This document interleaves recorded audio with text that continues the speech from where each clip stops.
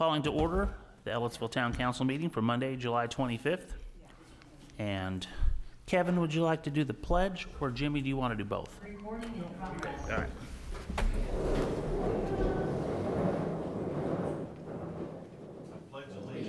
To the flag of the United States of America and to the republic for which it stands, one nation, under God, indivisible, with liberty and justice for all. Prayer. Our Heavenly Father, we take this time to pause and thank you so much for the many blessings you bestowed on this little town.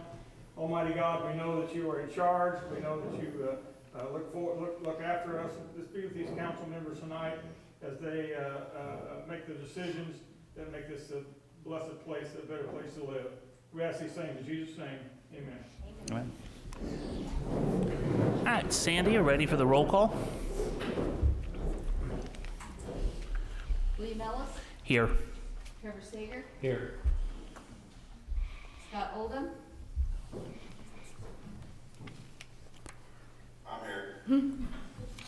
Pamela Samples, Here. Dan Swafford, Here. Okay. Approval of minutes for the regular meeting, July 11th, 2022. So moved. Second.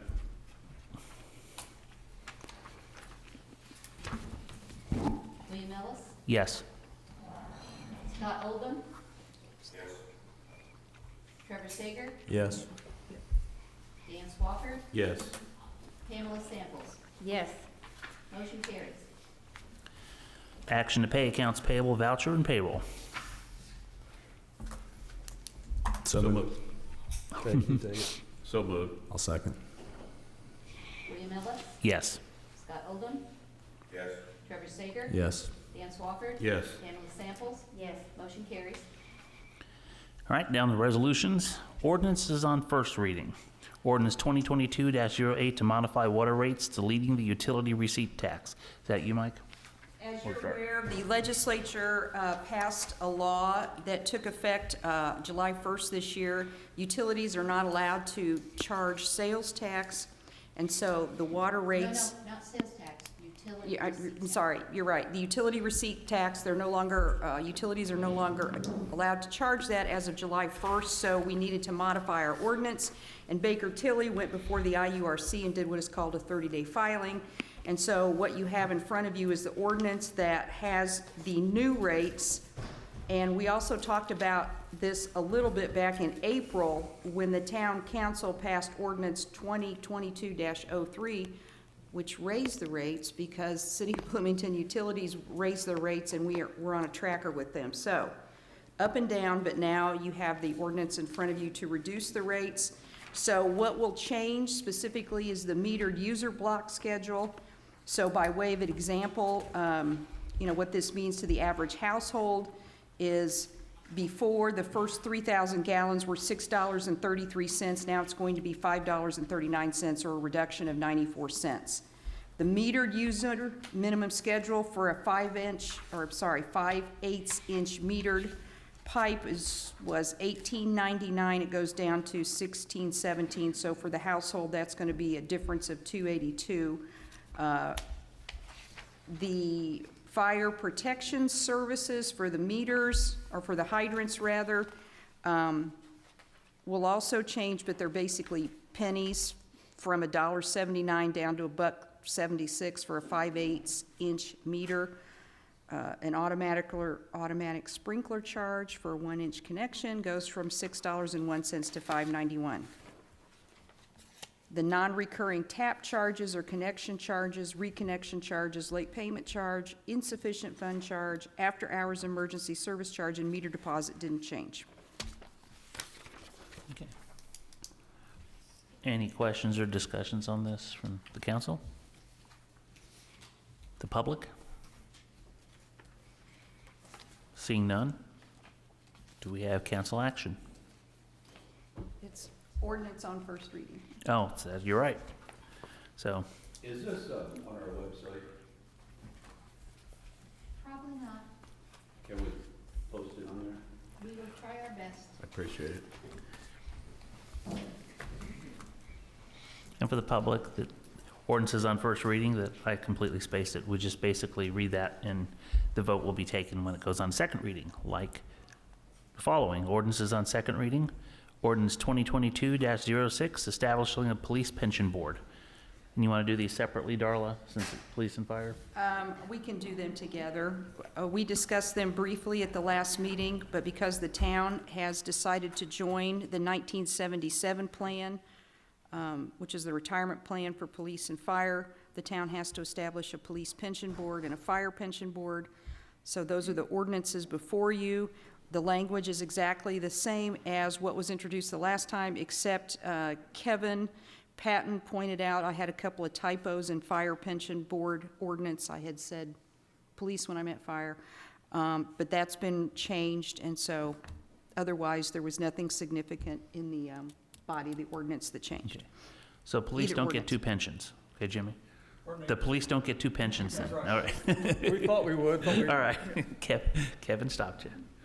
All right. You have any discussion on this, Jimmy or Kevin? No. Yeah. Any council action on it? Darla, you want these read together, police and fire? A separate motion for each one would be great, thank you. Okay. I make a motion to approve ordinance 2022-06, establishing a police pension board. Second. William Ellis, Yes. Scott Oldham, Yes. Trevor Sager, Yes. Dan Swafford. Yes. Pamela Samples. Yes. Motion carries.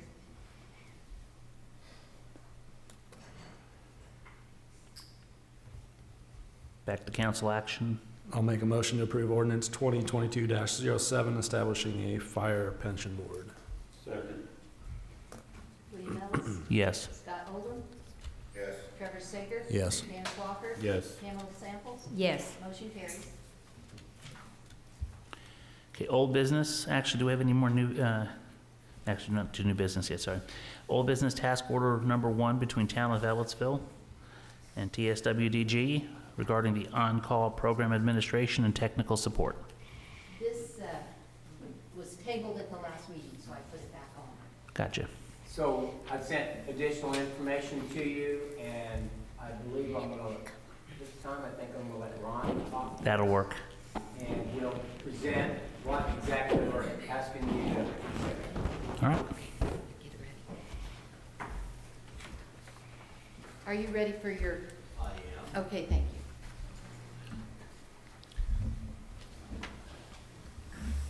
And we're going to go ahead, let's go to about slide 12. These are the best presentations, right? When we go this fast through them, don't bog you down. This is the presentation you saw last week. Let's go one more.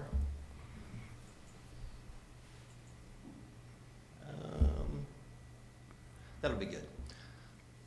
So thank you. Very nice to see you again. I appreciate you taking some time and allowing me an opportunity to talk with you.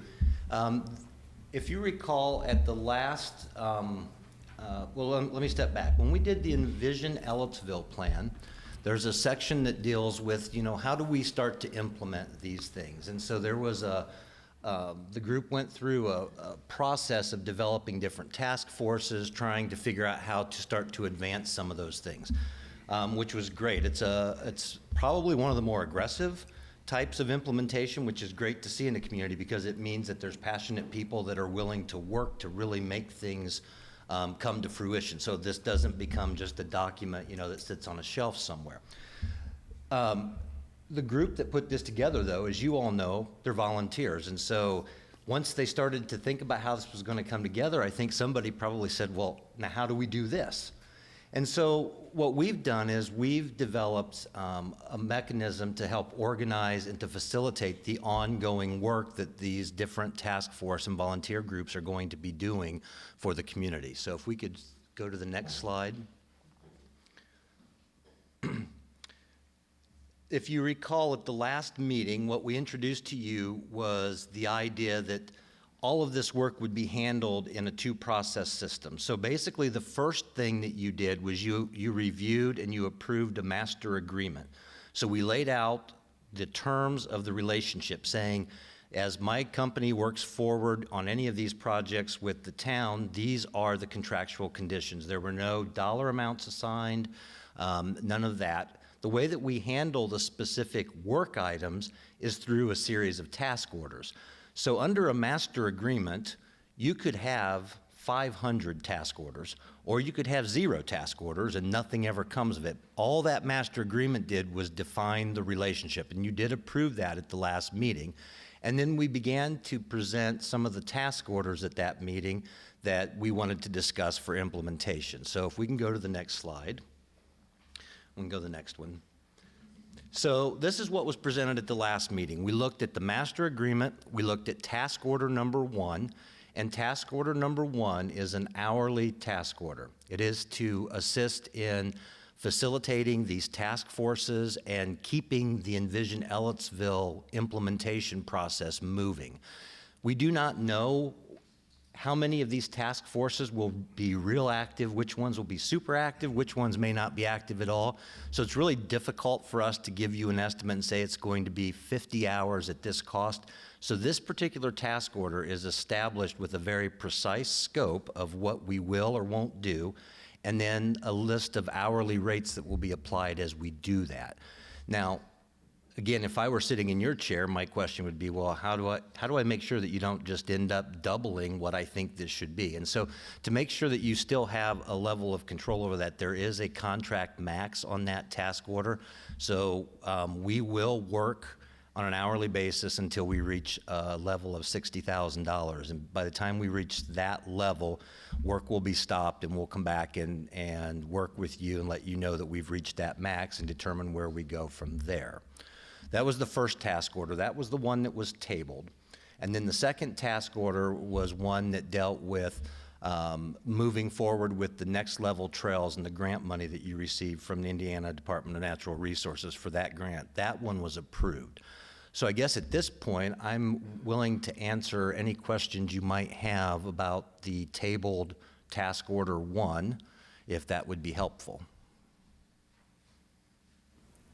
I don't have any, but I'd like to thank you for your patience for another couple of weeks, given time to look over it. Mm-hmm. Thank you. That's not a problem.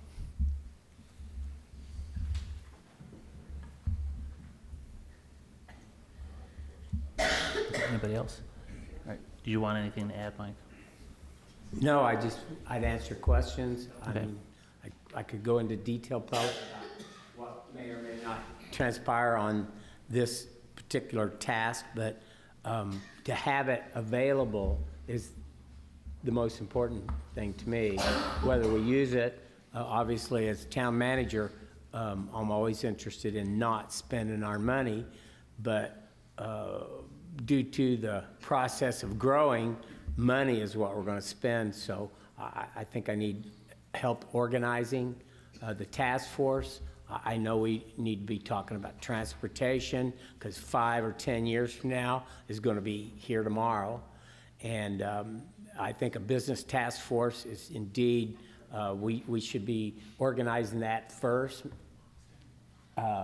based on growth possibilities in the future, and maybe we'll miss on some revenue streams, say like a TIF or something like that, and we need to flesh those out, bring them to you so you can yay or nay them, and maybe work through the process. But right now, we need to be organized, and we need to have functional meetings, and I think that's what this is about.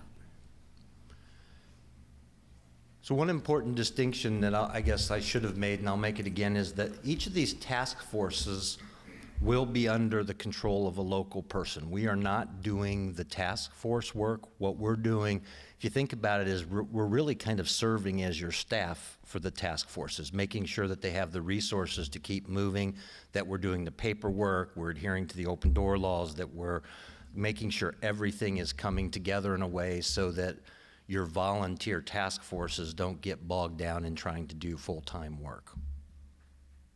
Mike, how feasible would it be for you, like when money's spent on this, a decent amount, like the next council meeting, you say I did have to spend X amount of money, so that way if we did hit that $65,000 limit, it's not a surprise to us. We know what's been going on. Yeah, I think it's reasonable for the board to expect to be up to date on what we're doing and how much it's costing.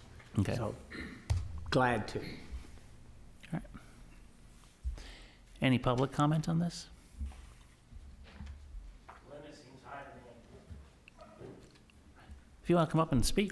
Okay. 60,000 seems high. I think 30,000 would be more than sufficient. How much time do you devote to? Could you come up to the? Yeah, can you come up? Yeah.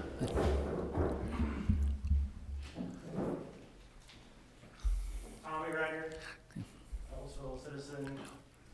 I think the limit for him, 60,000 seems high. I don't know why it couldn't be 30. As town manager, how much time do you devote to these certain task items that he's talking about? How much time can I?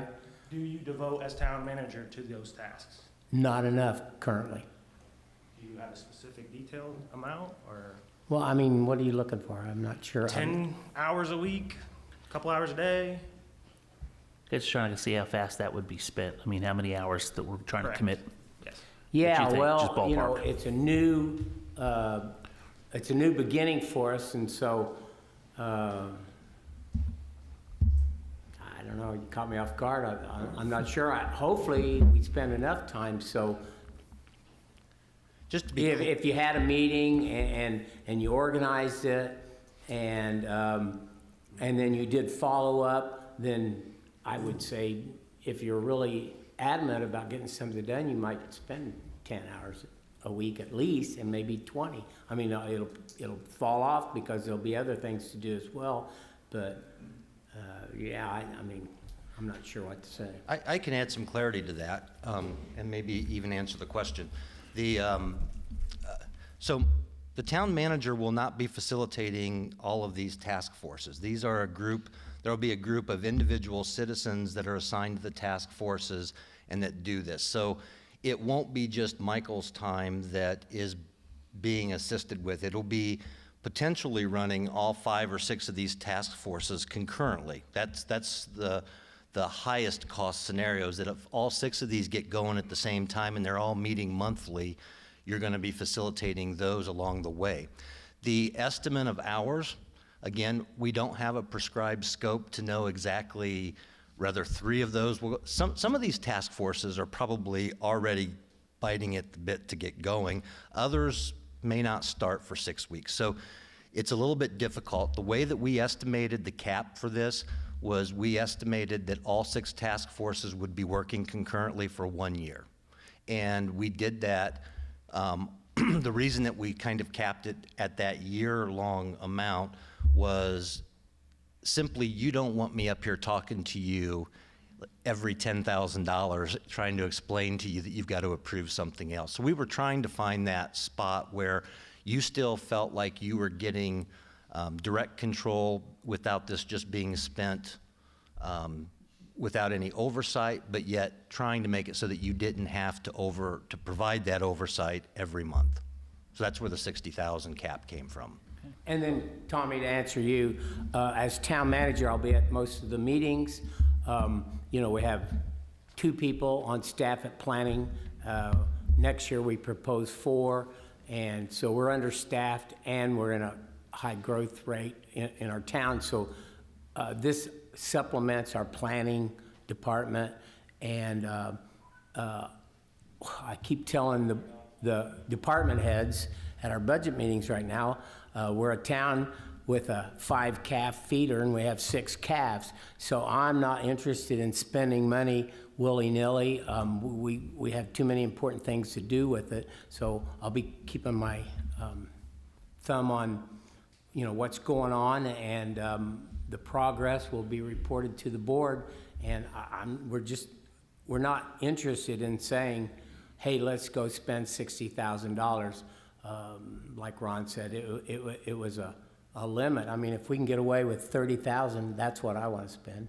And that sounds like a lot of money to me. But if what we are going to try to succeed in, if our goals are met, then hopefully anybody that's interested in the town's growth and how we grow and become a complete town, I hopefully they'll go, boy, that's money well spent. I mean, we're not used to this kind of activity with the town. We have some resources we didn't have before, and we've never had this much growth. I mean, I run the utilities as well. Our utilities has never seen the growth that we have now. So these are parameters that we're going to work in, and I guarantee you, if I can figure out how to make it 30,000 instead of 60,000, I'm definitely going to do that. So, I have a couple questions. Are the meetings gonna be open to the public? If the various task forces and the board want them to be, they'll be open to the public. I would say no sometimes, just for the ability to run through a lot of information quickly. Well, I mean, it could be open to the public without public comment, Whatever you want. is what I was thinking. And then, just for clarifications, the 60,000, that's just your consulting fee, right? Correct. Because you made a statement that kind of confused me a little bit, so, about coming to us every 10 grand, you're gonna do a project, and I thought, well, no, wait a minute, that means just your consulting fee, right? That is just the consulting fee, correct? Okay.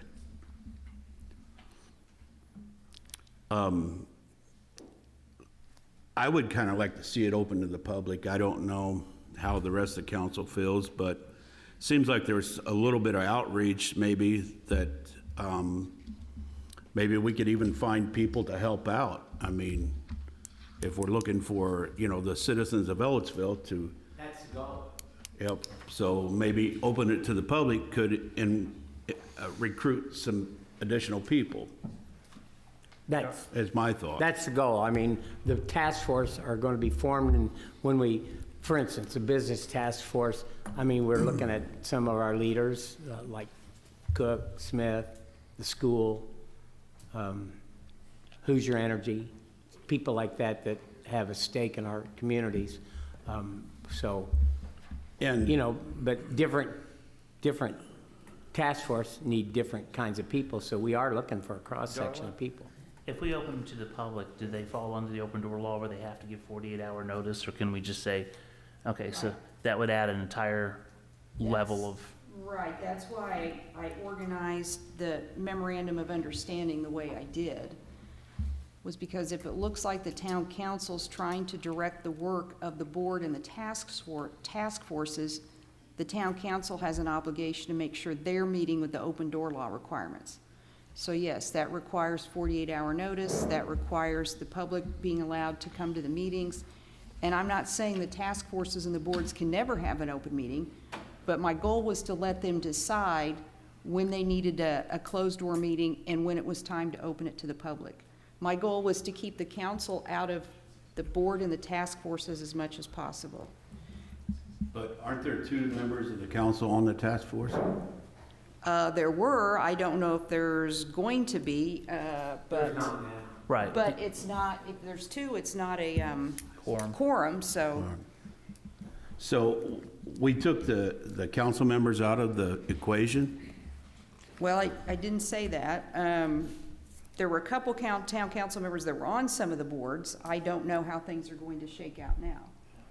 I don't think they've reformulated Yeah, I don't boards think for they've this. been appointed yet. Right, for the second part. And that was my next question. Who's going to pick these people that are on? Main Street and the Chamber, but the town council has a veto. That was part of the language I added in at the last meeting because Scott had asked me to. So the town council has a veto, but Main Street and the Chamber are going to pick the members of the board and the task forces. There is an org chart in that presentation if you go back a little bit. Yeah, There's- I was looking for that because I remember seeing it last time. Yeah, so, but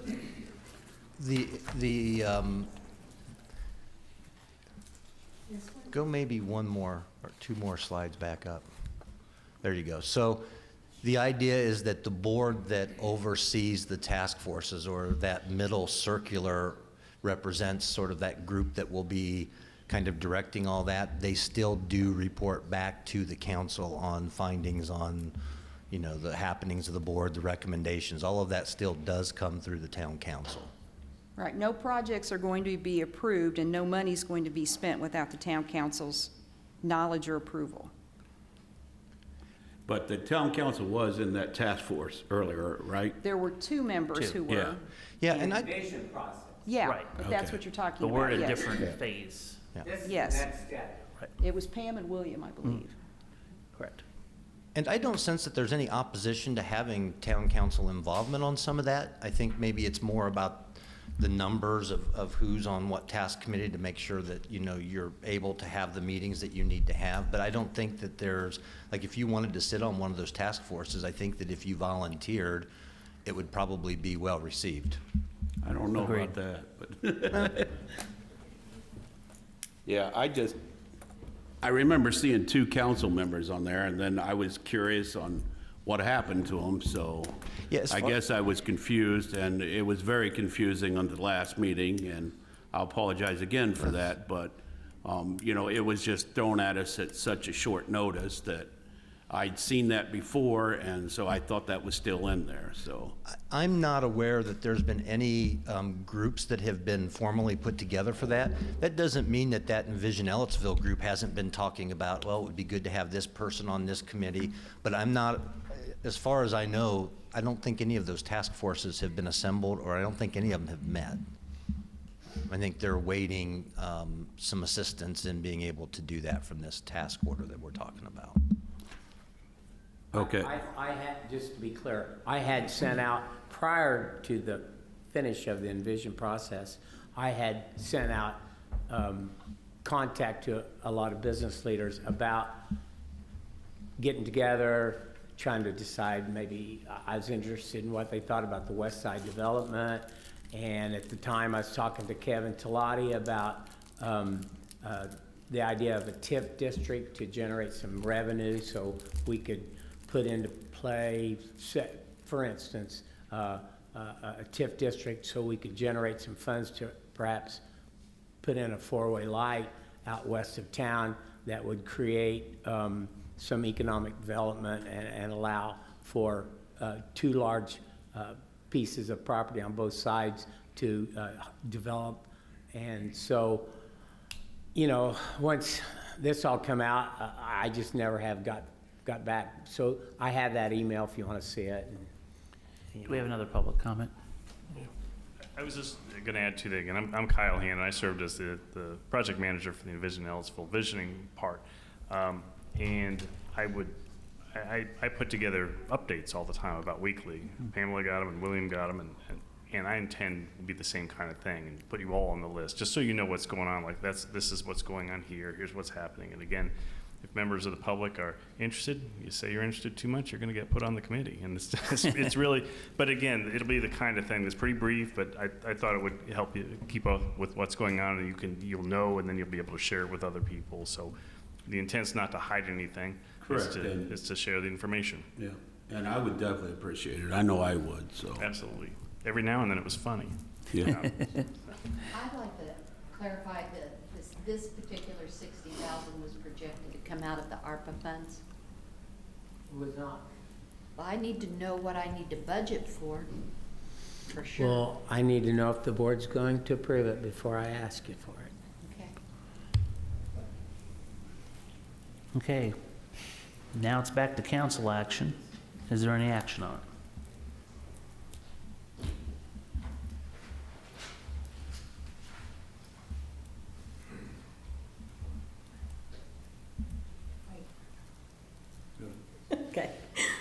Okay, I make a motion that we accept task order 1 between Town of Ellettsville and TSWDG. Do I need to read all of it? No. Oh, I think that's fine. You've identified it as task force, Okay. task order number 1. I'll second. William Ellis, Yes. Scott Oldham, Yes. Trevor Sager, Yes. Dan Swafford, Yes. Pamela Samples. Yes. Motion carries. I look forward to working with you. Thank you. I definitely want to be kept informed, so you can grab my email address from the internet if you need it, or I'll give it to you myself. And Mr. Ryder, we will be definitely looking at those dollars to make sure that, you I'm know, wondering, is the communication that they're promising, is it in your contract? Just curious. Is the what? The communication that they're promising to talk to you guys back and forth, and so you guys can share with the public, is that in their contract? Absolutely. It is? Good question. yep, But they are. I've worked with them before. Yep. And they are very good about communicating. They don't hide nothing. If I was to call one of them tonight and say, so what have you done the last 2 times? They would be willing to talk to me. So they are good to work with. okay. All right, do we have anything on the flood report? Real quick, I'm sorry, let me add one more thing to the gentleman back there. If you have interest in attending these meetings, talk to the gentleman after the meeting and let him know that you're very interested, because that's the way we get citizens on groups around here, so. Yep, Sorry. that's right. So Mike, anything on the flood report? Nothing. Okay. All right, Envision Ellettsville update, I think we've pretty much had that kind of, haven't we? All right, so new business. Stewart Property schematic park design for $15,190. Who has this? Yeah, that's just, once again, back to the Taylor Group. That's to approve a set amount, $15,190, to do a conceptual site plan for Stewart property. It's a lump sum. It's one of the task orders, and it's absolutely necessary before we can come up with any kind of plans that we can show anybody, the board, and go to DNR and get approval if the board likes what we're talking about doing. And the Stewart property, we intend to make a park out of it. I think the Parks Board's already agreed, taking it in as park property. And the overall concept is to rehab the barn, set some stages up on each side, have facilities, so for any kind of operation, say like arts exhibits, bands, I mean, it's going to play right into the shelter house and the park that Marty Stevens has for us.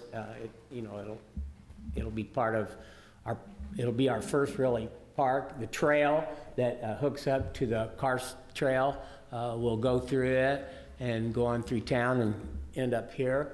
And so I think a dog park's part of the idea, and we've just got some other ideas as well. Now, that dog park, is that the one that the grant from Smithville was paying for a couple of years ago? Yeah, it'll pay for part of it. Now, that was based on a smaller dog park. This one will be a little larger. Okay. So it'll pay for most of it. And this goes to the reason we need the site plan, so we can show you something, and obviously you can change anything you want or enhance it any way you want. I think, it leads into town, so it'll be a gateway, so there could be some ideas on how we welcome people coming from the east to the west into our town. So what it looks like, anybody can get involved in that. Anybody that says, hey, we don't need you anymore, I think we have a really good idea. I can't wait till that happens. But we need the concept on paper. And up till now, I could show you what I've drawn, but it looks like my 3-year-old and 6-year-old drew it. So I think DNR will not talk to us unless we have an engineered plan. Council comment? Mike, that's still in a floodplain, correct? It'll always be in a floodplain. Okay. The entire property? Yes. Okay. Splash Park, there we go. So you think the DNR, have you spoke to anyone from there that they'll let us build? I did, and like everybody else, they're understaffed, and they basically, I wanted somebody to come down and meet with us on site to say yes, no, and they said they just don't have the staff. And they did talk to an inspector, and the inspector and the person I was talking to both agreed we just need to submit plans with a permit, and then that'll start the process of telling us, yes, we can do that, no, we can do that, or maybe we need to modify something. And I'd like to add, the schematic will help us be able to determine a cost for anything we want to do, so that way you can decide, do we have the money or not. In the ARPA plan, the Stewart property is pegged as where some of the money, I believe it's $250,000 will go, but the site plan helps us get ready in case everybody, the community and the board and everybody decides to do something. And in the meantime, since then, Denise has been looking at a READY grant that would match whatever we put in to help rehab the barn and make it a gathering place. And so we could double our money maybe. And so things change, you know, as we move forward, but that site plan, even if we don't do anything else, at least it'll be on the shelf when we do have the money or the desire to do something with the property. $250,000 has been set aside from ARPA. Yes. For the Stewart property. And the ARPA plan's written pretty loosely because we may find we want to go all in on the Stewart property, it being a gateway and a park, or we may want to back off because what we want we can't do completely. So you'll help us decide that. We just need to be able to show you something, talking about it and seeing it's two different things. Did you have something you wanted to add to that, or? I just wanted to be available to answer questions. Okay. I think the important thing, I guess I do have something to add. The important thing here is the word schematic. So we're not doing a full design and full floodplain. We're not going that far at all. What we're trying to do is get an idea on paper that can be used as this site plan to help everyone make the decisions about where they want to go with this. So you're not committing to a full-blown engineered final design with this. Yeah, and because that concerns me if, you know, we spent all that money and then the DNR says, look, it's a floodplain, you can't do nothing, you know, put a parking lot there or whatever. So, yeah, that definitely concerns me, so. Okay, do we have any public comment on this? If you do have some, please come to the speaker or the microphone.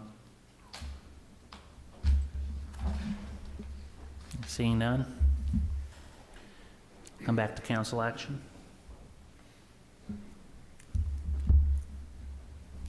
Make a motion to approve the Stewart property schematic park design for $15,190. I'll second it. William Ellis, Yes. Scott Oldham, Yes.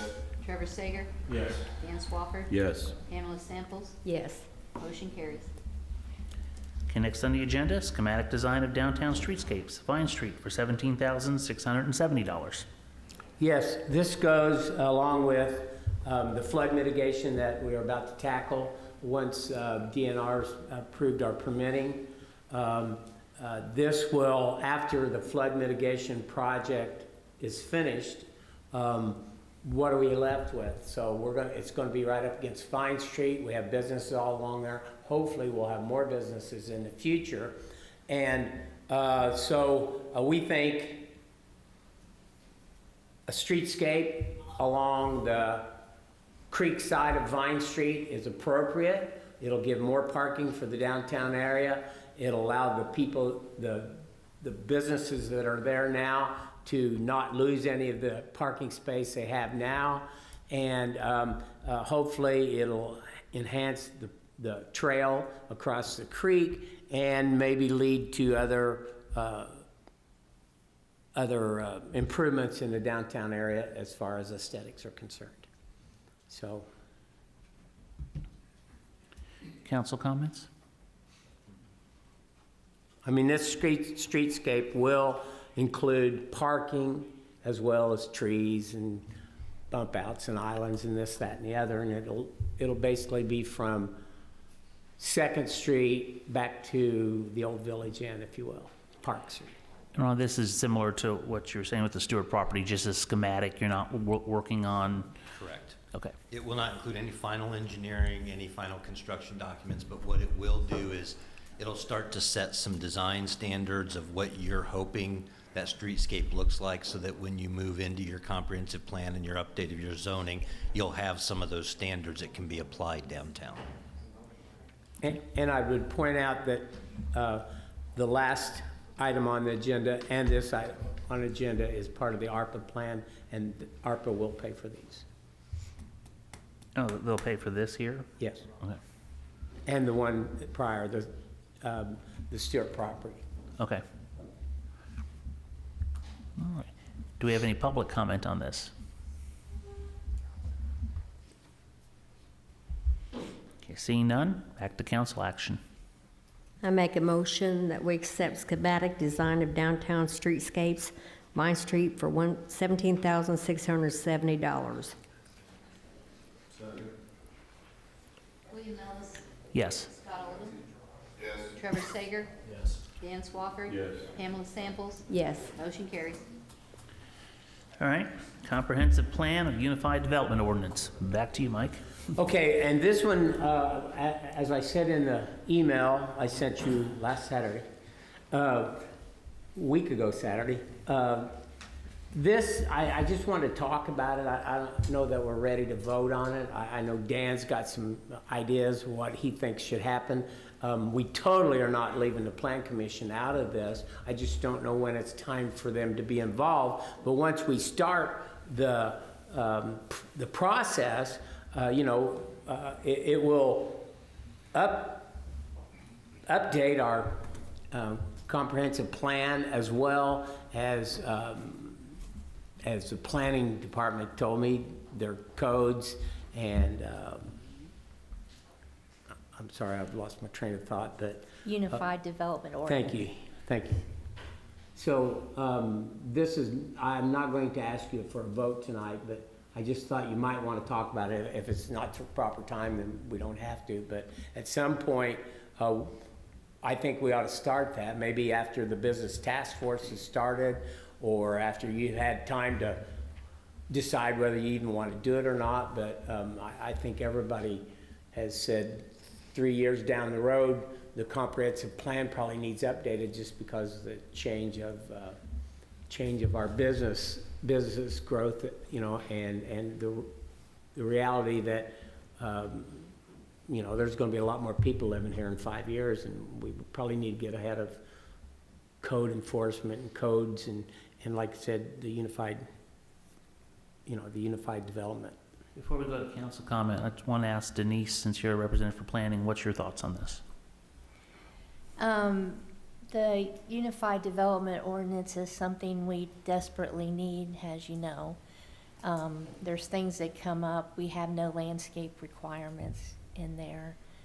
And some of the code, when you read it, it's like, okay, is it against the code or for it, the way it's worded, So it's desperately needed. Okay. Council discussion on this? Well, I think this is a great idea. I mean, we've definitely got to work on this. When was the last time we had our comprehensive plan updated? Do you remember? Yes, 2017. 2017? Or was it 18? Somewhere in there, 18, 19. I think maybe 2018.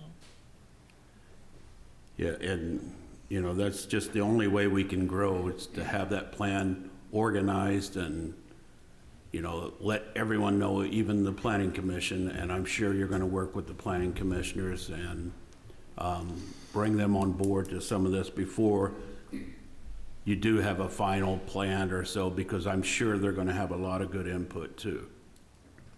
I'm going to let you talk. Okay. I'd ask Ron to tell me how we could do the comprehensive plan update as well as the zoning and code updates, and have them all come out at the same time. And so, Yeah, so one of the things that is important to remember about the Envision Ellettsville effort is that, and you'll recall this when we talked to you before about that, our idea wasn't to reinvent a new comprehensive plan when we did that. It was to build upon what you already had. So if you look at your comprehensive plan, the goals and objectives and the foundation that's in the existing comprehensive plan was also pulled into the Envision Ellettsville. So the Envision Ellettsville plan built upon that.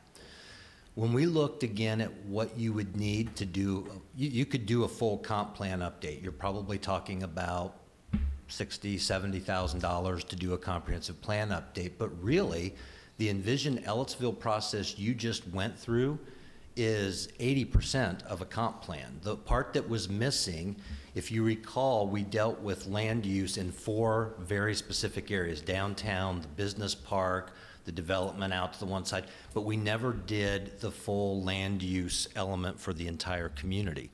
So what that task order defines, if you read it, is doing an appendix to the Envision Ellettsville that would include that land use component, and then going through the public engagement process again to get it adopted as your comp plan. So instead of doing the full comp plan, you really are only doing that land use portion and then incorporating it into this as your new comprehensive plan. So the majority of the money in the task order that you're looking at is for the development and the authoring of the Unified Development Ordinance, which would be done very painfully with you in going through all of the different pages. I mean, it's a pretty arduous process of making sure that Plan Commission, the Town Council is on board with what those are, because that's setting then and organizing your development standards based upon this document. So you would have a seat at that table. When I said the word painfully, I was joking that it's a painful process. I've seen our planners do it before, and it's literally defining and arguing over individual words to make sure that legally we're getting the right word to match what your expectation is. Trust me, I've been through that. Yeah, it's hard. No. It's something that has to be done. So originally, we talked with the Michael and the town about doing the comprehensive plan update and then doing the zoning ordinance. And I think that what we've come to is the idea that we can combine those, do that land use portion, get that adopted by the town, and then move that into that Unified Development Ordinance. And part of that was engined by the fact that we didn't want to spend a lot of money. Yeah. And so the other thing about it is, if you look at it, what you'll see is there's a cost to do it. And when we've worked with other communities, a lot of different communities have different ways that they want to do things. And so we tried to pull out some things that you really don't have to do that are optional tasks, but things you may want to consider. And I think that that way you get more of a menu. Like there's a base cost to do the ordinance work and all of that, and then if you want additional meetings, and you'll see the list of optional tasks, you can choose to add those in if you want, but you don't have to make the project a success. So we tried to give you some options. All right, is there any public comment on this? And Mike, you said you're not looking for a vote or anything tonight. This is just opening discussion on it. Okay. Before we move on to privilege of the floor, I do believe some supervisors have some other items to bring up, correct? Mike and Sandy? I'm sorry. Can we go Sandy first? Oh, I think he's looking. I was looking at you, but Yeah. you got to talk tonight. Well, due to all the extra funds that Ellettsville has received, and due to all of these type of planning arrangements, and due to some projections on salaries, I think that I would really like some professional review of my budgets. I've contacted Baker Tilly, and their agreement, they sent it to me today. It's it's a letter of engagement, much like the MOU, but will not exceed $6,500. They will look over our revenues and just make sure we're staying on track and that we can finance everything that our town manager has envisioned, and I would just be more comfortable with that outside advice. I've never asked for it. I've done 23 budgets and I've not ever asked for assistance, but this one is special. We've never had the kind of money that we've got right now. We've never saved up the kind of money that we have right now, and we've never had the grants. So I wanted to buy 10,000 lottery tickets, and you said no, we could not do that with town funds. So Then all of a sudden this came to us, so blame me. Any council discussion on this? So is Baker Tilly, they've done this process for other people before? Yes, Paige Sansone is their representative, and she teaches about every budget class that my league has had for the last 20 years. And how much did you say, 6,500? Yeah, it will not exceed $6,500.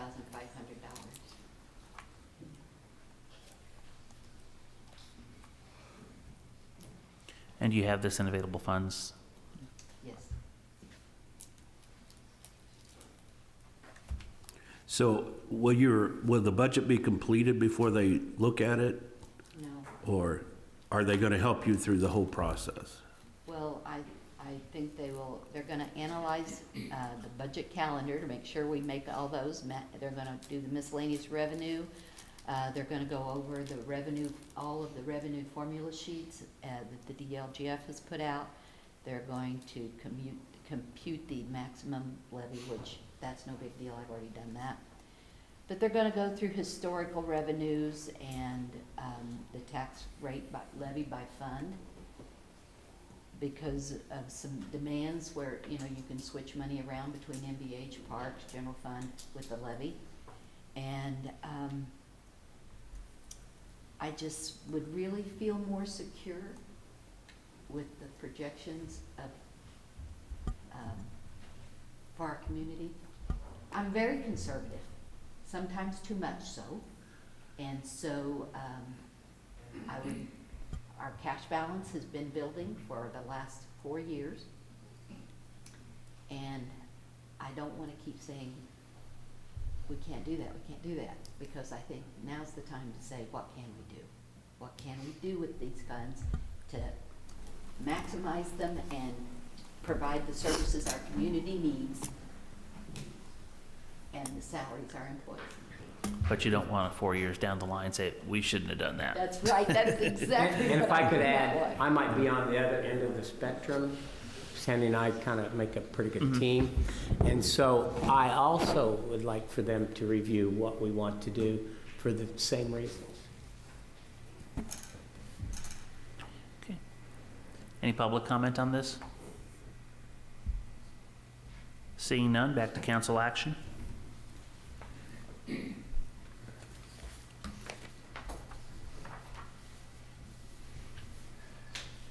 Darla, how do you want this read?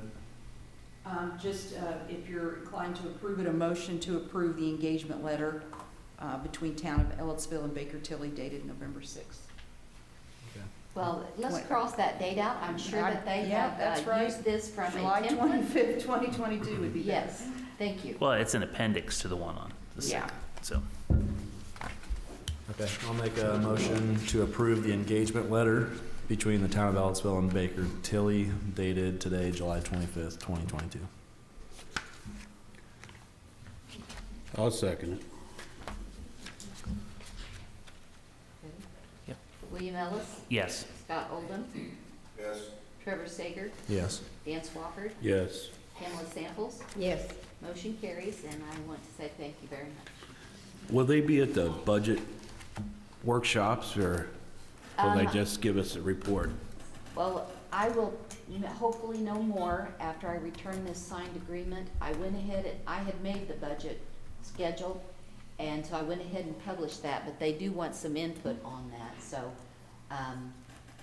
I think we can definitely go ahead and meet this Wednesday if you're all willing. I posted that, and let the supervisors go over, tell you what they're expecting, so you have some idea of what's out there at least. But I will get back with you. If they decide we should wait, I will get back with you and let you know. All right. As of right now, the first budget session is Wednesday, this Wednesday. What time was it, 6 or 6:30? I'm thinking 6. Okay. All right, next. Mike? Okay, yeah, I'm sorry I didn't get on the agenda, but I did send information to the board. You know, I'd like to ask permission to promote Denise Line to the position of planning director for the town of Ellettsville. I explained why in my email. I don't know if you want me to go over all that, but Denise has all the experience and background to meet the criteria for being the planning director. She's agreed to become certified within 2 years, so we have a certified planner, which is what you always want to aspire to. And I remind, as assistant planner, and in the last 7 years, she's managed between all the nickel dime stuff that keeps you busy every day, phones and everything they do in planning. She also has managed to mete out about $1.5 million for the community crossing grants. I don't know if you've been around town lately, but some of the roads are looking pretty good. And I think you talk about enhancing a town's look, there's nothing like a new road. So she also just recently obtained a $1.131 million DNR grant for the Next Level Trail grant that's going to bring a trail from here next to our new park when it gets finished all the way through town and hook up to the Cars Farm. And I think once we're hooked up to that Cars Farm, we'll have a trail that goes all the way to south of Clear Creek. So it's a pretty big deal for us to get hooked up to that and have the trail. So she's also received some other grants, charitable grants throughout the years, and she's continuing her work, like I said, on the Stewart property. So I think her institutional knowledge and background and the fact that she knows the inner workings of our current government will help us all be successful promoting her. I'll happily entertain any council action on this. I'll make a motion that we promote Denise to the planner, from assistant planner to planner. Well, Were you the there's assistant? I'm not sure what her To the planner. title, they was getting ready to change it. I To the can't planning remember which one. Promote you to the planning director. And I would like to also have you back paid from the date that Kevin had quit. Thank you. I'll second that. I'm sorry, can you go back up that again, Dan? You were distorted. What was the whole motion? To make Denise the planner and back pay when Kevin had resigned. Can we So do this? since she's been doing the job, I guess. Can we do the this as two director. separate motions? Well, ask, did you hear that? No, I'm sorry, you guys are distorted real bad. I don't hear. Make sure I you hear talk most of into it your was mic. distorted. Why did that pay again? I'm sorry. Was there an unnecessary delay here, or what was it with that? What do you ask? Was there an unnecessary delay? Why the back pay is his question. Oh, I just think she's been doing the job, so maybe pay her from when she started doing the job, so.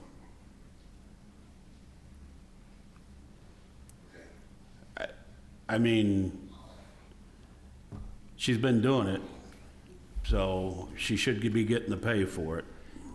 I'll be the bad guy here.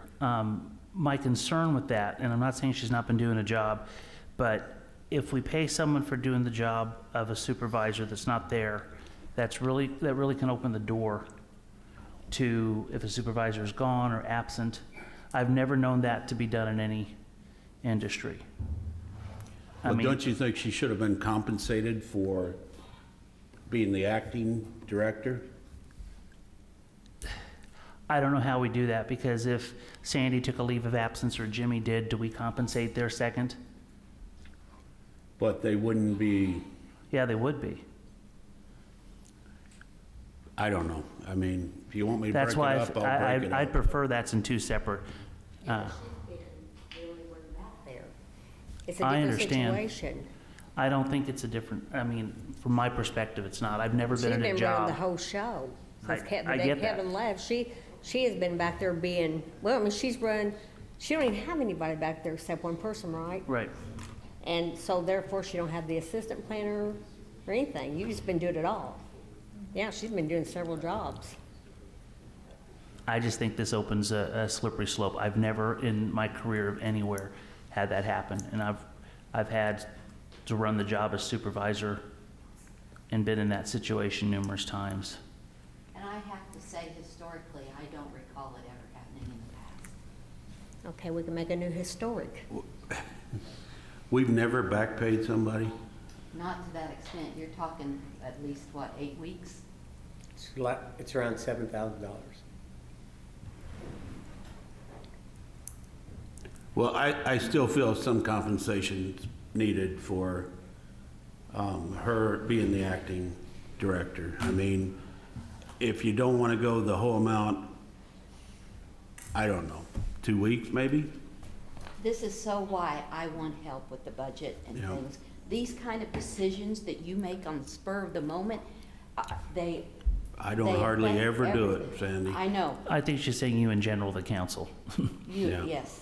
I mean, all of this, everything, it's just monumental to me.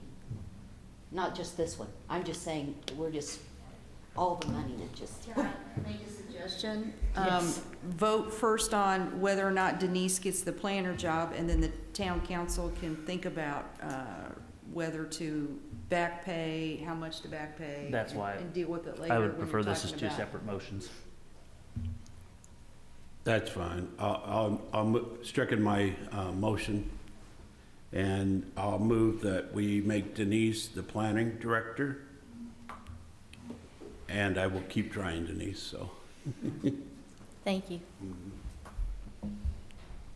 Second.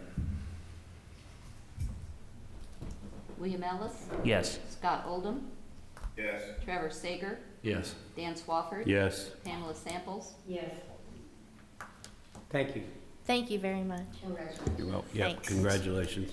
Sorry, that I should have kept to the motion. I didn't mean to embarrass you or anything. That's okay. Not saying you're not deserving of it. I just don't know how we can do it. Well, and we have now the ability, I have the HR consultant that I can call. And I think these type of decisions need more than kindness of the heart.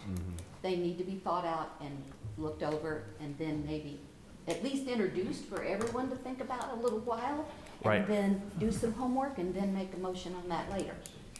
Well, this happens on other things. But I still say she should get paid. Doesn't necessarily mean you have to cut her, what'd you say, about 7,000? I think that's a pretty good estimate.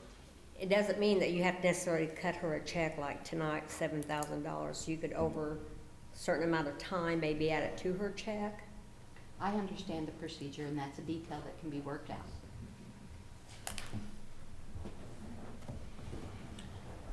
Okay. Privilege of the floor, public?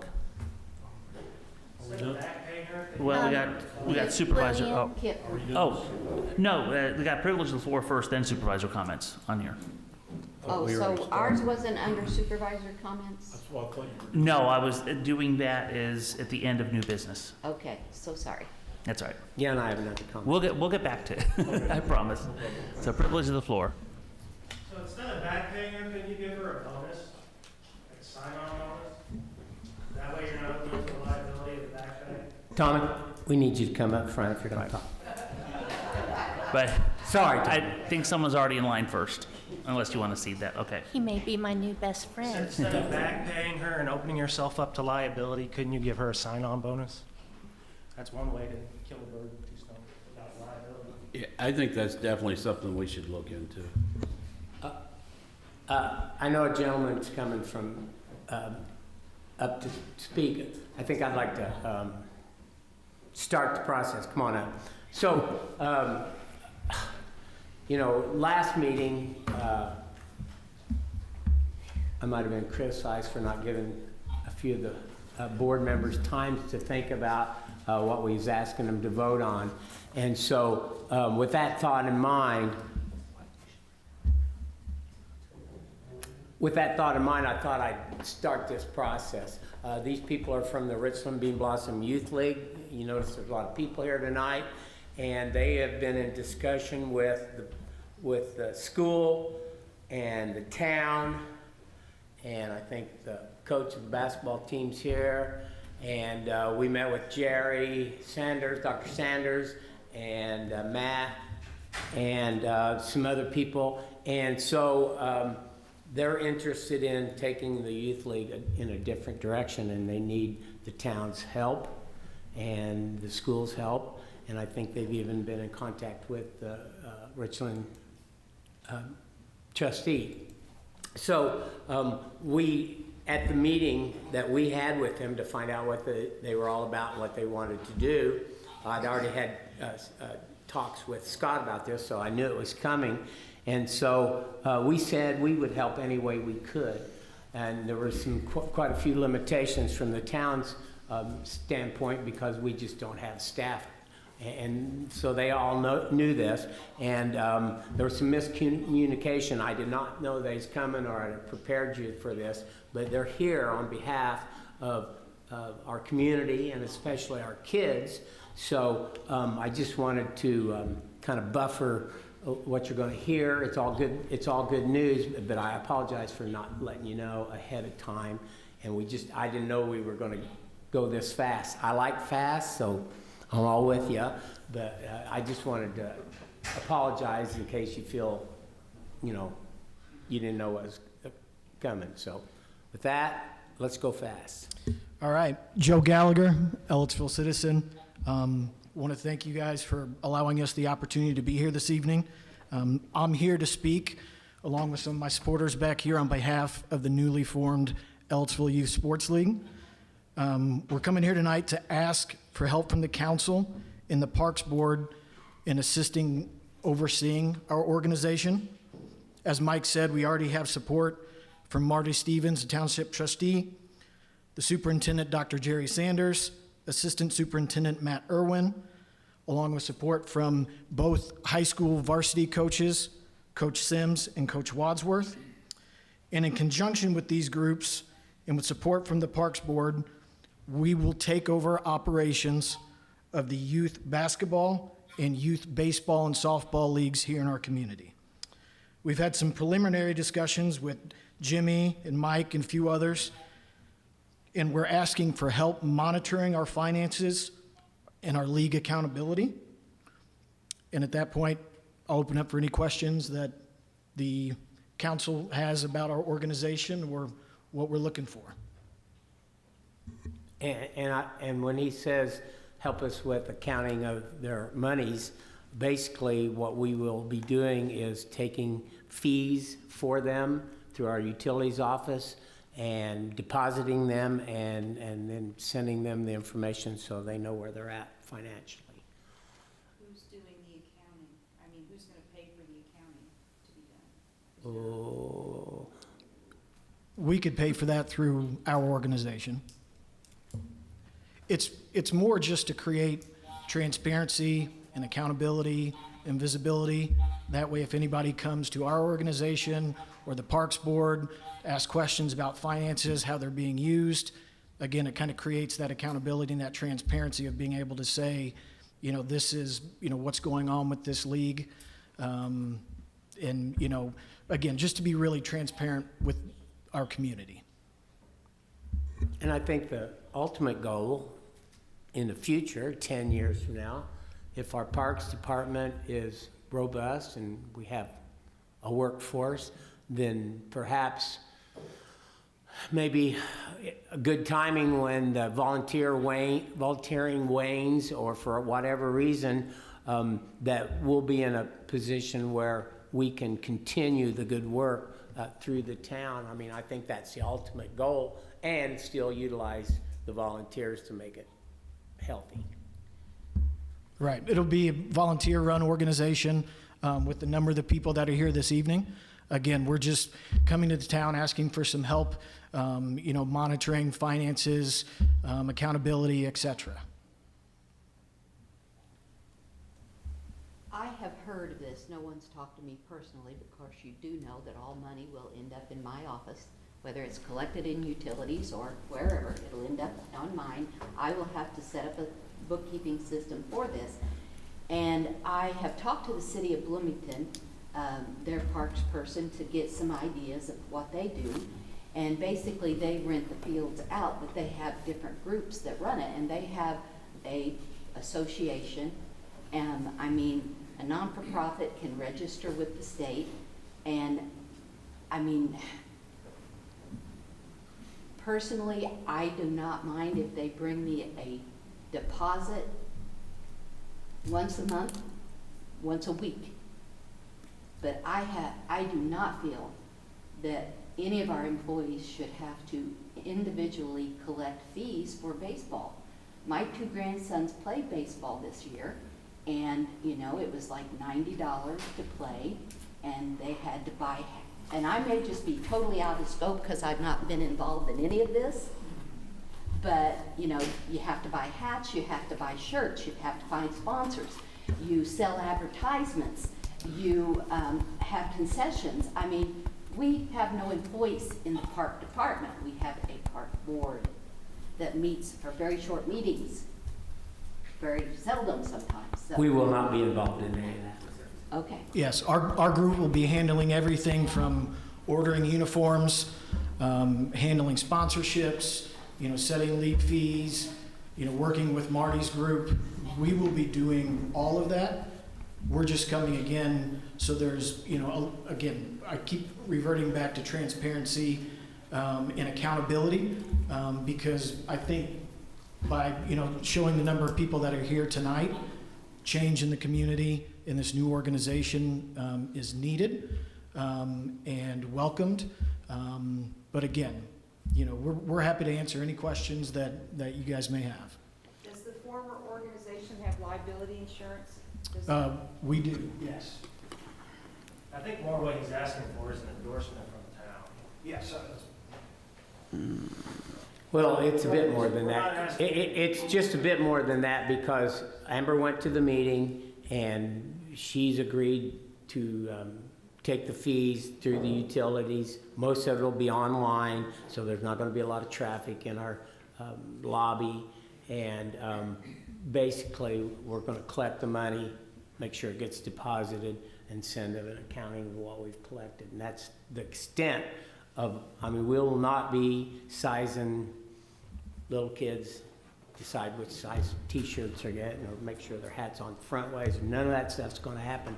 But because the town's so good at hound dogging their money, thank you very much, Ms. Clerk, that they like the idea that this will give some transparency and some stability to the organization right off the bat, and basically that's what it's about. Well, I have so many questions. Okay. So you'll be ordering everything. How will you pay for what you're ordering? If your money's all going to come to me, Right. who's going to pay your bills? Well, I think in conjunction and together, if you let us know the best way to handle it, we'll do whatever you say is the best way to handle it. You know, essentially, whenever we sell our sponsorships, whenever we take our registration fees, you know, there'll be that account, that pool of money there that we would then pay for, you know, trophies and, you know, uniforms and those type of things. Are you going to open a checking account and you're going to put all that money in there and you're going to pay your expenses out of that checking account? Or if you bring it to me, that means I'm going to have to pay every vendor. If you bring me all your money, I will have to pay your bills. Okay. And I'm not eager to do that for a nonprofit organization. I don't think that was the intent, was it, for us to pay the bills? No, Then how do we collect your fees and you pay your bills then? I'm just, We're just trying to kind of get an Can I ask you a idea. question here? Yes. Jimmy, I thought we had this talk, when we talked about this, this was all gonna run through the Parks Board, because exactly what is being brought up. That's true, but I totally intended for the board to be aware of this before we proceeded. I agree, it just kinda seems to be spiraling here when it's going in one track when it's intended to go in another track, and I hear what Sandy's saying, and I believe it would be an imposition on her, but if it's run through the Parks Department by the Parks Board, then I don't see it's that big an imposition. And I want, wait a minute, wait, let me finish. Let me finish something. We started this process with an apology from me because we kind of got the cart before the horse. but they're here, and I was not gonna tell them to come back some other time. So, you know, like I said, this is kind of the way I do business. Make sure it's being explained right, that's run through the Parks Board. Well- It won't be that much to Sandy. Right. Any money that goes through the Parks Board, Scott, I'm the fiscal officer for the town. How can you say it's gonna run through the Parks Board and not affect me? Sandy, I'm sorry, I can't hear everything you're saying, the system's so broken up. The Parks Board doesn't have employees, so I think I need more information. We're probably creating a lot of questions here that may already have answers. I've not been included in any of the informational meetings, so, We're not looking for a vote. Why don't we have Darla draft up an MOU then? That way it lines everything out. in your mind, okay. Listen, and we'll give you time to ask all your questions. I apologize right up front because we kind of got the cart before the horse, but it was still a good time to talk about it and make everybody aware. It's a little haphazard, but big deal. And so we will answer all the questions before we move forward, but we're talking about it right now. Well, I'd like to throw something in there.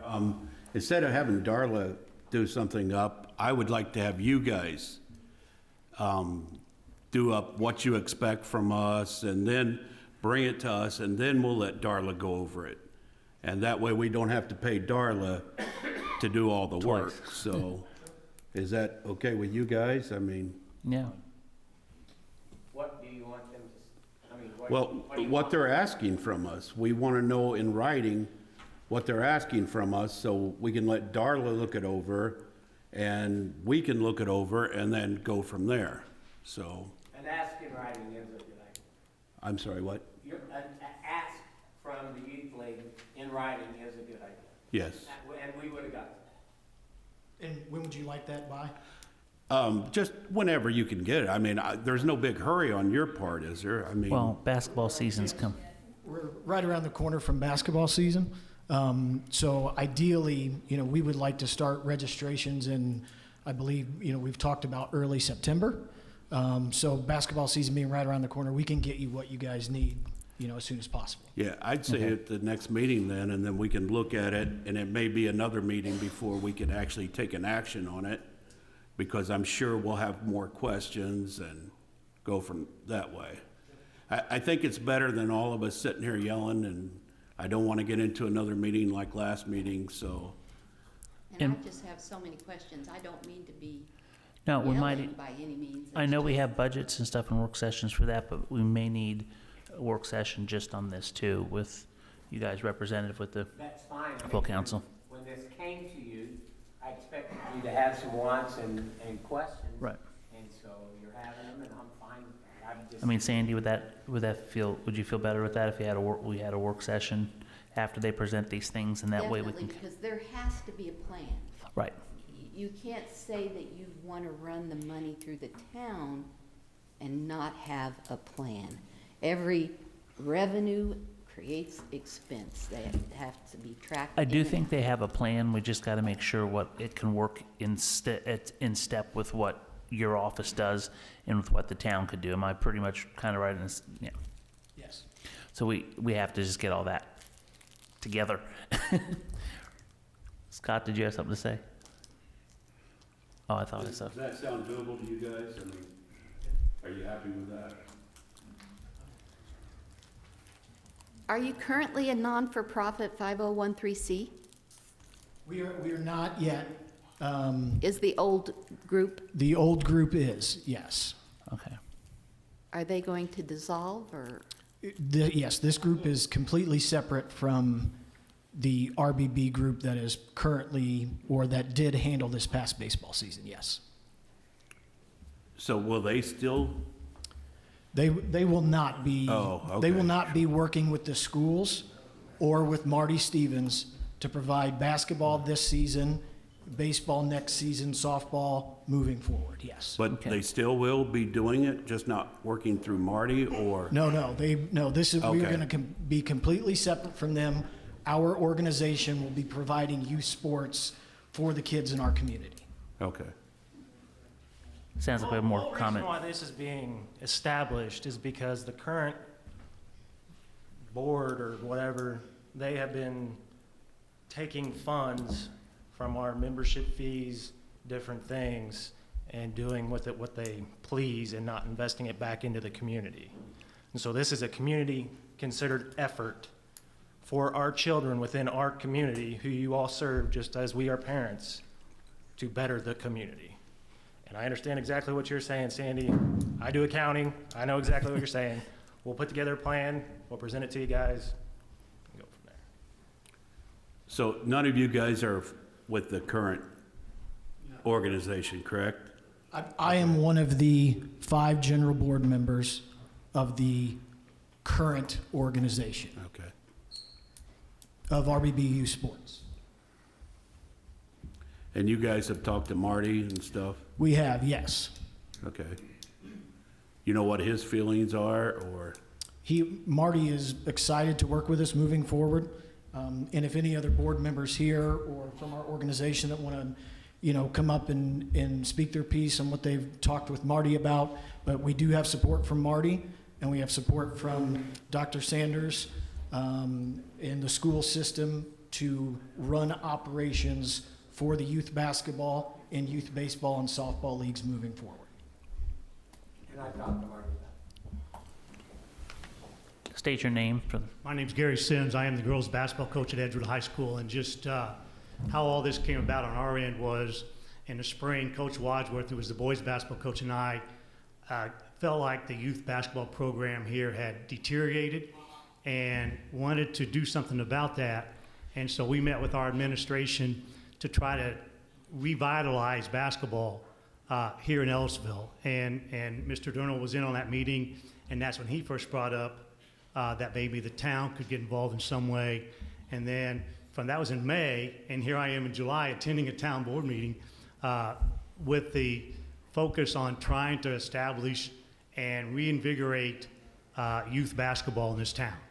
And I just wanted to tell you all that Matt and I will totally support these people. We'll give them all the guidance and help we can in organizing the league, selecting teams, selecting coaches, selecting referees, handling money, all those things that we have done at other schools and overseeing, that we will work with these people in that behalf. And just wanted to share that with you all, that 3 months later from this conversation Matt and I had about youth basketball in this town, we're excited about these group of individuals that are ready to take this on and make it happen and improve it. And part of Envision Ellettsville, which wasn't a connection I even thought about in May, which is pretty cool, I think. So, thank you. I'm Jake Truax. I'm not an Ellettsville member. My wife's a teacher at Ellettsville. My kids do this sport. My first town meeting, you're talking about Envision Ellettsville, and that's great. I get it. You guys are booming. I do some land developing stuff. Ellettsville's rolling. There ain't going to be no Envision Ellettsville. You start losing the youth. These sports are extremely important. I think what some of these guys don't want to say, and I don't blame them, a lot of money's been disappearing. You're talking $90 a kid. It can't have that. Right. So the group of guys here, I will be on the board. I'll help them. They know what's going. They're trying to get something right going. I think they're here. Just to give you the heads up, this is what we want to do. If I give $180 for 2 kids. We have to be careful about allegations. Oh, I'm sorry. Well, okay. Yeah, so, but if you start giving money away, you want to know where it's going. Right. So if I can say, hey, we're depositing, they come once a month, these youth sports can bring in some huge money. People, it's not like we made $5,000 for our basketball program. You can get in that $30,000, $40,000, $50,000 range. As a dad that paid $180, which is a lot of money, but if you got a grandparents raising 3 kids that thinks, man, I just gave all this money, I want to know where it's going, we'd like to be able to say, here, look at this. We're trying to help the community. Who's to say it's ran right? You're Envision Ellettsville. Who's to say that the youth sports program can't say, we'd like to donate $25,000 for a baseball field in your park? Very possible. I've been around the junior leagues. I'm only 36. My parents have ran a lot of them. Huge money in it. And we're just wanting to make sure if you come to us and say, where's my money going? We're not a bunch of group together that says, well, Some of it's here, some of it's there. We want something to be proud of. But if we don't keep the youth sports going, the growth will slow down. I mean, go to Westfield up in Indianapolis. When you go into Westfield, what's the first thing you see? And I know that's big money up there. Grand Park, focal point. A Grand Park in Ellettsville, totally, it may be 5-10 years.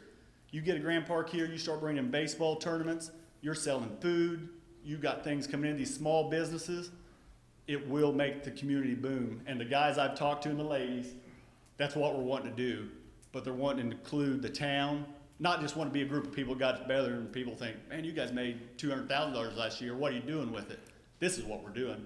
We don't need the money. We're not doing it to benefit ourselves. We're younger parents coming in. I think everybody that's going to be on it's got a kid in some type of sport. It's not like you got a bunch of 50-year-old guys out here, 60-year-old guys. Looks kind of suspicious. No, I'm hoping that my kids will play in this and get them. Well, I'm sorry, yeah, it's 80, 90-year-old guys out here. Hey, I'm 36, 50 looks younger every day. Because I got a great grandson that's going to be 5 this year, does not mean I'm Well, old. that's all right. My mom's 60, got an 18-year-old daughter, so we've done it for a long time. But that's all I want to say is we got to keep these kids because all this Envision Ellettsville, this is going to be part of it. It's going to be a big chunk of it, and probably threw it on you a little quick as far as what. We'll get a plan together. I've been to some of their meetings. They know what's going on. I think it's something we just want to be as open as we can be with I you need guys. you to sign your name. All you people that have spoke at the podium, I need your name here on that paper. Oh, okay. If you want to Is be the in the paper minutes. there? Because I Sandy- can't remember your names already. Sandy, is this the paper that's supposed to be? No, I couldn't find okay. it, so I made a new one. Gotcha, yep. You want us to sign our names too, or you got? No, I got she's yours. got it. All right, before we wrap up tonight, is there any other quick comments? I have a question. Yes, Darla. So, I'm not saying it's a bad idea, but I guess my question is, if you weren't happy with the way the accounting was done in the other program, when you start your program, your 501c3 or whatever you're gonna do, get a new accountant and you can be as transparent as you want with people. I mean, it sounds like you just wanna use the town as a conduit for your accounting, and what's to keep another 501c3 from coming to the town and saying, we're having trouble with the money, we want you to handle it? I mean, why can't you get another accountant and just do it right, or whatever the problem was last time? I would and like turn to- over the books to the people in your organization. Why do you need the town, I guess, is what I'm asking. And you know, the league has had trouble. I mean, I've lived here, I've raised 3 children here that are, adults now. The league's had issues. You've had good leader times and bad leader times, and there has been embezzlement of money in the past before my kids. So I know that every non-for-profit has issues, but here's the thing. You've got to find the right person to be your treasurer. I was the treasurer for the Monroe County Fall Festival from 2006 to 2020, whenever the last festival was, 2019. I was the treasurer for the Chamber of Commerce. You've got to find the right person. You can be as transparent as you want to be. Make your bylaws. Those bylaws state how you want to handle your money. And then whoever's the treasurer should not be the president. No. I mean, the treasurer should have their name on the checking, not the president. But you can have coats. There's a lot of things you can do. I'm just saying that the absolute resolution is not necessarily to try to bind with a governmental unit to protect your funds. I think some of it is. I may be speaking out of line. I just come to meetings. I want to do what we can to help with some of the repping and that. I think from what I picked up, some of the goal would be, and maybe, like I said, I might be out of line here. A couple years, we get things rolling good and try to make it a Ellettsville thing. I'm not going to say you guys, I don't know how this all works. Well, I'm a big fan of the It's got its program, and own- I support the program, and I want to do my part to help you. I just hate to get a non-for-profit intertwined with government. I'm not concerned just about the money. I've got questions in my head about liability insurance, about the town trying to supervise volunteers who aren't employees. And again, I'm not saying no, it may be a wonderful idea, but I just have all these questions. It seems to me if it's all under the umbrella of a Parks Department, and the Parks Department or the Parks Board controls everything, that's fine, but you're kind of wanting to do this hybrid, and I just have some questions in my head as to how that's going to work as a practical matter. Yeah, I agree Okay. with you. My name's Jason Barrett, and we've gone through a lot of these conversations and agree with you. We're at the very infancy of this. This is a transition where we need to make something happen.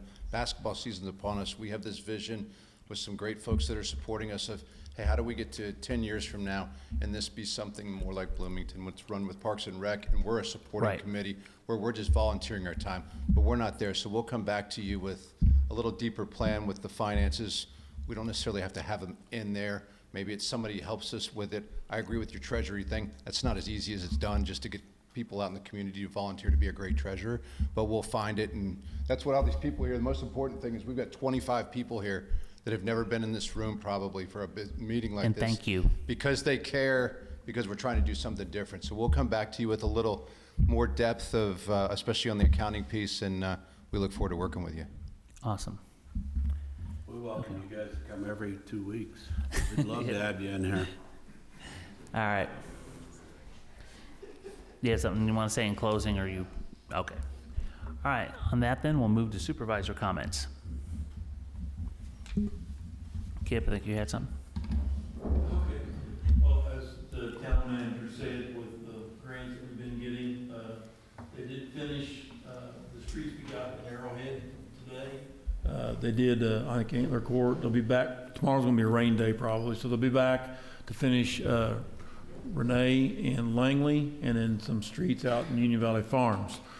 So also, I wanted to bring up that there's a street that we've got that I want to try. It's a liquid road is what it's called. Seal Master sells it. It's a sole source provider of this type of product. There's nobody else that makes this kind of a product right here.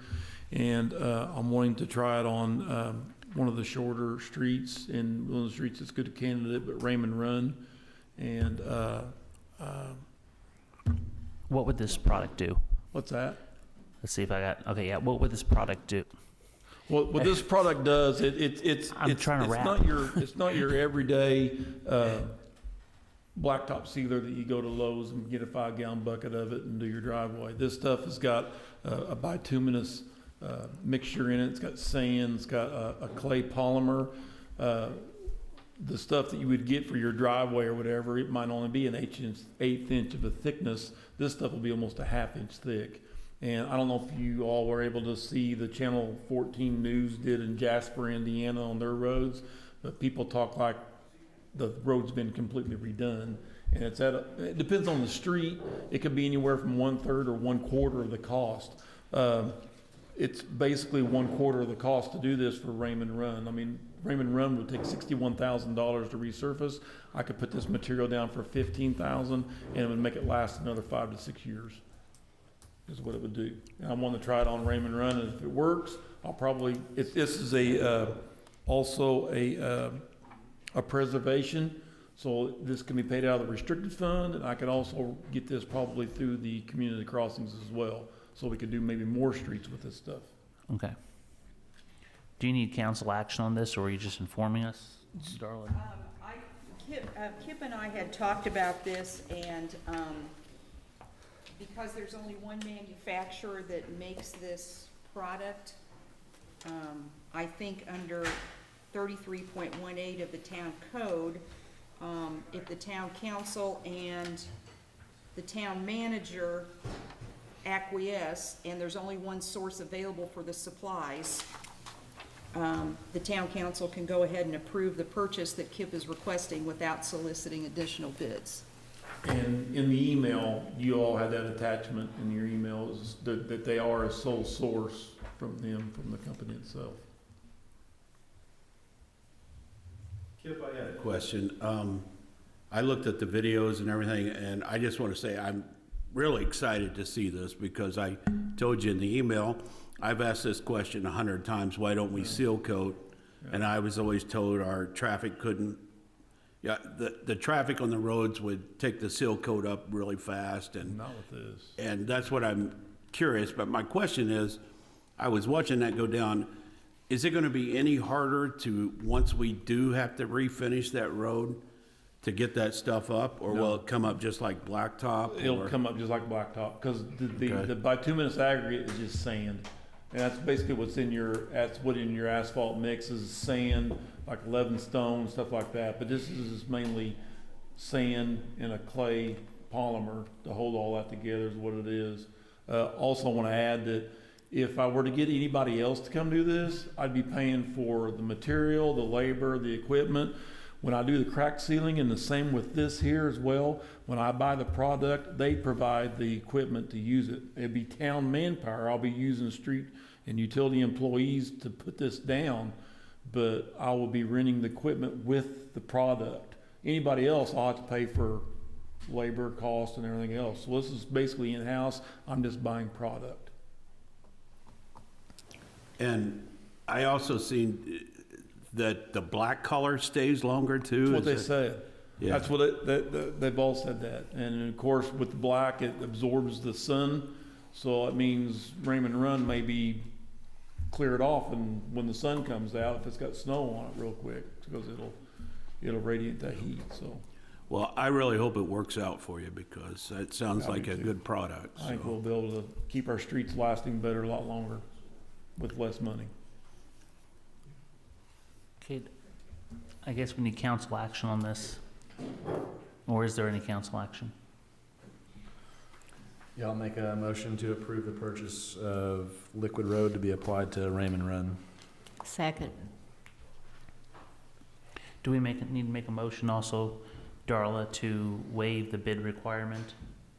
Okay, Probably wouldn't hurt to make it part of that motion. Okay. Yes, just for the record. Including waiving the bid requirement. and you, Second again.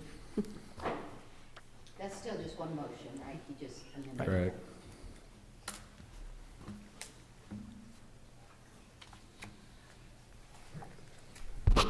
William Ellis, yes. Scott Oldham, Yes.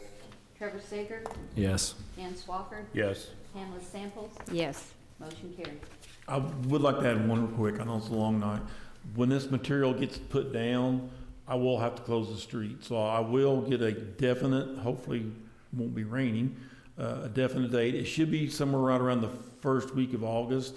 And until it dries, we pretty well got to close the street. So I'll get with the school, and we won't do it till all the bus routes have ran, and it shouldn't take a couple hours. But in that time period, I'm gonna go door to door, letting people know in the area and that what's getting ready to happen, so everybody knows what's going on. All right, I want to make one more small comment. okay. I called Bloomington Parks and Rec, and they have 80 employees. Mike. I did call Bloomington Park and Rec, and they answered some questions for me, because I'd heard this coming down the pike. And they have 80 employees in their Parks Department. I mean, we just can't even compare ourselves to the city of Bloomington. And I just wanted to throw that in. And I will forward my email that I received to all of you, and it told how they make money. They have fields, at Twin Lakes, and they have fields at Lower Cascades. And they said in order to do a tournament, you have to have 4 fields.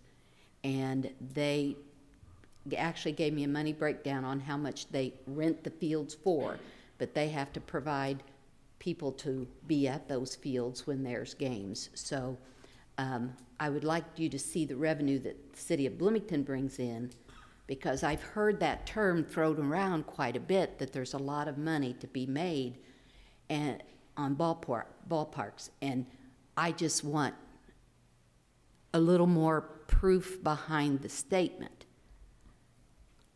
We just need to look at real facts and not what people think is a possibility. Thank you very much. Okay. Denise, do you have anything? Yes. I just want to say thank you all very much for promoting me. You've deserved it. You've earned it. Thank you. And thank you for been doing the job for us too, since Kevin left. With Yep. not much pay. Kevin? Nothing tonight. I'd just like to thank all the employees who've been working in the excessive heat. Been some kind of summer. We haven't had anything like this since 2012, which was the last summer like this, and it was hotter then. But back then, if everybody remembers, our water tanks, nobody's water tanks in Indiana would stay full because of the excess usage and the limitations on our water system at that time. The board, after we made a suggestion that we do a $1.7 million project and build our own secondary water line into town, that was approved, and we built it, and in this summer, our tanks fill every night, and we have adequate water supplies. So just goes to show you when you want to do something and you make a plan and everybody supports it, it can work. So once again, thanks to everybody at the town of Ellettsville who's been working in the success of heat. And thanks to the board for support when we need them on important projects like utilities, infrastructure. That's it. Jimmy? Oh, I'm good, thank you. Any quick council comments? I'd just like to add, that I love the playground equipment. I checked both places out. Looks nice. What you got in store back here is going to be wonderful. So, Yeah, we're gonna make it look good, get plenty of shade up there, put some trees in, got a big rock coming. So we have some other equipment that'll be placed, and it'll be a process, but yeah, we're pretty excited. I can't wait to see that first kid fall out of a swing. All right, any other councils comments? Okay, and with that, we are adjourned.